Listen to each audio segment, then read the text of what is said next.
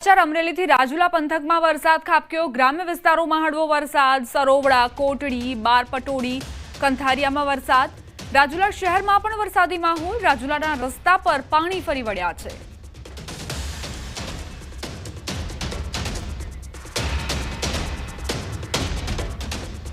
બનાસકાંઠામાં પૂર પ્રકોપની અસર હજુ પણ જોવા મળી રહી છે। 6 દિવસ બાદ પણ ઘણા ભાગો હજુ જળબંબાકાર છે। વાવ તાલુકાના ભાટવર ગામની વાત કરીએ, હજુ પણ જળબંબાકારની સ્થિતિ અહીં જોવા મળી। ન્યૂઝ 18ની ટીમ ભાટવર ગામ પહોંચી। પૂરના 6થા દિવસે પણ ભાટવર ગામના હાલ બેહાલ। સ્થિતિ એવી છે કે ગામમાં પાણી ભરાયેલા હોવાથી વાહનો જઈ શકતા નથી, તેથી લોકો હવે બળદગાડાનો ઉપયોગ કરી રહ્યા છે। લોકો બળદગાડા લઈને ઘરવખરી અને પશુ માટે ચારો લેવા નીકળે છે।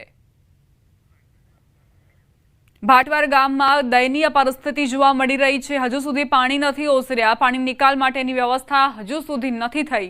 પૂરના 6થા દિવસે ભાટવર ગામમાં જ્યાં નજર કરશો ત્યાં પાણી જ પાણી જોવા મળી રહ્યું છે અને બળદગાડું જ એકમાત્ર સહારો છે લોકોનો।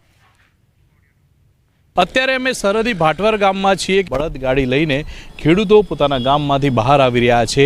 જ્યાં નજર કરીએ છીએ ત્યાં પાણી જ પાણી હોય છે। કાકા જોડે વાત કરશું। બળદગાડા ઉપર ગાડી સાર લેવા આવી દે, ઢોરણ સાર નથી લેવા આવી દે।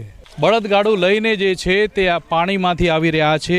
ઢોરોને ચાર લેવા જવા માટે જઈ રહ્યા છે। આ કાકા જોડે પણ આપણે વાત કરશું। કયા ગામથી તમે આવો છો? શું પરિસ્થિતિ છે કાકા? કયા ગામ? ગામ ભાટવેર। ઢોર બાર નીકળી ગયા ત્યાંથી અને જોણ છે એકાદ દોડી સાઈડ લેવા જાય છે। ઓળખા પાણીમાંથી બાસ લાવો છો, કાપી કાપી માણસની જાર્યા અને ધોરણ છે પૂરો મતગાળ। કોઈ ધોરણ છે નહીં ત્યાં કશું।